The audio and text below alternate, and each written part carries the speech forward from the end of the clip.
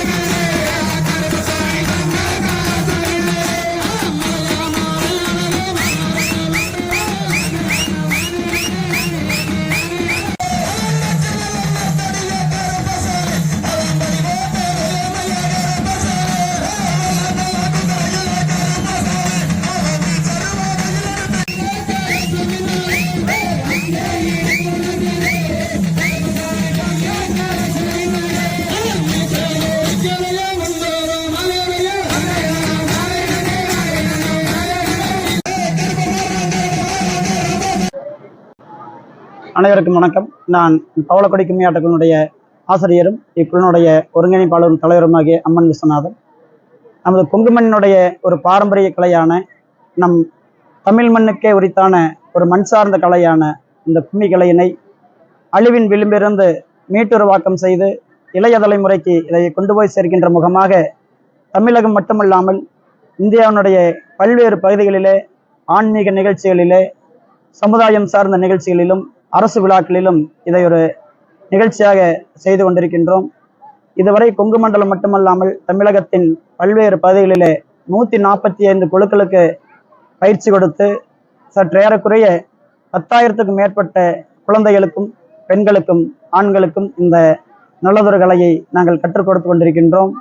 இனி வருகின்ற காலங்களில் அரசு பள்ளிகளிலும் அதேபோல் தனியார் பள்ளிகளிலும் இந்த கும்மி கலையை ஒரு பாடமாக வைத்து வருகின்ற அடுத்த தலைமுறைக்கு இதை கொண்டு போய் சேர்க்க வேண்டும் என்பது எங்களுடைய ஆவல். சமூக வலைதளங்களிலே மூழ்கி கிடக்கின்ற இளைய சமுதாயத்தை மாற்றி அவர்களை மண் சார்ந்த கலையில் ஈடுபடுத்தி உடலுக்கு நல்ல ஒரு பயிற்சியாகவும் மனதிற்கு மகிழ்ச்சி தரக்கூடிய இந்த கும்மி கலையை அனைவரும் அனைவரும் கற்றுக்கொள்ள வேண்டும். அதே போல அரசு விழாக்களிலே, சுதந்திர தினம், குடியரசு தினம் போன்ற அரசு விழாக்களிலே இது போன்ற கும்மி கலையினை வைத்து இந்த கலைக்கு ஆக்கமும் ஊக்கமும் அரசு அளிக்க வேண்டும் என்று நாங்கள் எங்கள் குழுவின் சார்பாக நாங்கள் கேட்டுக்கொள்கின்றோம். இதுவரை 145 குழுக்களுக்கு அரங்கேற்றம் செய்துள்ளோம். அதே போல இது போன்ற மேடை நிகழ்ச்சிகளாக சுமார் 1800க்கும் மேற்பட்ட மேடை நிகழ்ச்சிகளிலே நாங்கள் இந்த கலையை கொண்டு போய் சேர்த்து கொண்டிருக்கின்றோம்.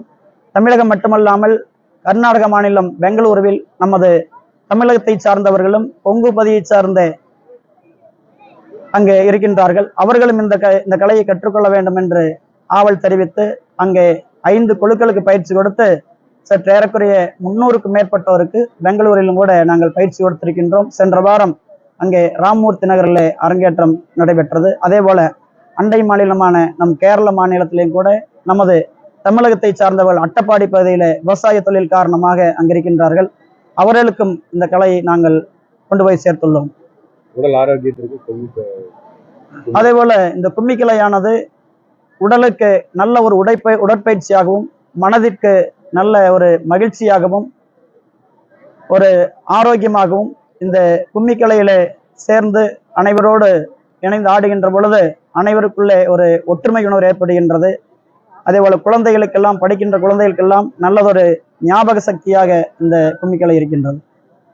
அனைவருக்கும் வணக்கம். என் பேர் சுபாஷினி. நான் தாராபுரம் வட்டத்திலிருந்து வரேன். நான் வந்து பவளக்கொடி கும்மியை வந்து இப்போ கடந்த 1 வருஷமா பழகிட்டு இருக்கேன். இது வந்து ரொம்ப உடல் ரீதியாகவும் ரொம்ப மன ரீதியாகவும் ரொம்ப சந்தோஷமா இருக்கு. இது உடல் ரீதியா வந்து ரொம்ப நல்ல ஆரோக்கியம் தருது. அதுக்கப்புறம் இவங்க பயிற்சி ஆசிரியர்கள்லாம் ரொம்ப அழகா சொல்லி தந்தாங்க. இவங்களோட வழிகாட்டல் தான் நாங்கள் வந்து ரொம்ப அழகா பயின்று வந்துட்டு இருக்கோம். இது வந்து ரொம்ப நன்மை அளிக்குது. இது வந்து எல்லாரும் கத்துக்கிட்டாங்கன்னா இது ரொம்ப நல்ல ஆரோக்கியம் தரும். நன்றி. அனைவருக்கும் வணக்கங்க. என் பேர் பவனிகா. நான் வந்து பவளக்கொடி கும்மி குழுவிலிருந்து வரேங்க. இந்த கும்மி கலை வந்து என்னன்னா, நம்ம வந்து கத்துக்கிறது ரொம்ப உடலுக்கும் மனசுக்கும் ரொம்ப மைண்ட். இப்போ வந்து மோஸ்ட் ஆஃப் த டைம் வந்து நம்ம வந்து மொபைல் ஃபோனில் தான் இப்போ மோஸ்ட் ஆஃப் த பீப்புள்ஸ் வந்து அடிக்டடாக இருக்காங்க. அப்படி இருக்கிறதுல வந்து இந்த பவளக்கொடி கும்மி இந்த கலை வந்து, இந்த பாரம்பரிய கலை வந்து நம்மளுக்கு வந்து ரொம்ப ரிலாக்ஸேஷன் ஆகும். இப்போ மோஸ்ட் ஆஃப் த உமன்ஸ் வந்து வெளியிலே வர முடியாமல் ரொம்ப ஃபேமிலிலேயே ஹவுஸ் ஒய்ஃபாக இருந்துட்டு அப்படிலாம் இருப்பாங்க. அப்படி இருக்கிறப்ப அவங்களுக்கு வந்து ஸ்ட்ரெஸ் வந்து கொஞ்சம் அதிகமாகவே இருக்கும். அப்படி இருக்கவங்கலாம் வந்து கொஞ்சம் நமக்கு பாரம்பரிய கலையை கற்றுக்கிட்டு நம்ம உடலுக்கும் மனதுக்கும் ரொம்ப திருப்தி அளிக்கும் கலையை கற்றுக்கிட்டு அவங்க வந்து பயன்பெறலாம். நம்ம இங்கே பவளக்கொடி கும்மியில் இருக்க ஆசிரியர்களும் எல்லாம் நல்லா சொல்லி கொடுப்பாங்க. அதனால நம்ம வந்து இப்போ இந்த கலையை கற்றுக்கிட்டு மென்மேலும் எல்லாத்துக்கும் கற்றுக் கொடுத்து பார்த்துக்கலாங்க. குழந்தைங்கள்ல இருந்து பெரியவங்க வரைக்கும் எல்லாருமே கற்றுக்கலாங்க. 5 வயதுல இருந்து எல்லாருமே கற்றுக்கலாங்க. 65-75 வயசு வரைக்கும் கத்துக்கலாங்க. எல்லாருமே கத்துக்கலாங்க. எல்லாரும் கஷ்டம்னு நினைப்பாங்க. ஆனா அப்படியெல்லாம் இல்லைங்க. நம்ம உடலுக்கும் எல்லாருமே நிறைய ப்ராப்ளம் இருக்கு அப்படின்னு சொல்றாங்க. அப்படி இருக்கவங்களும் கத்துக்கிட்டு கொஞ்ச நாள் ஆரம்பத்துல சிரமமா இருந்தாலும் போக போக பழகணும்னா நம்மளுக்கு உடலுக்கு ரொம்ப திருப்தியா இருக்குங்க. கொஞ்சம் ஆரோக்கியமா இருக்கலாங்க.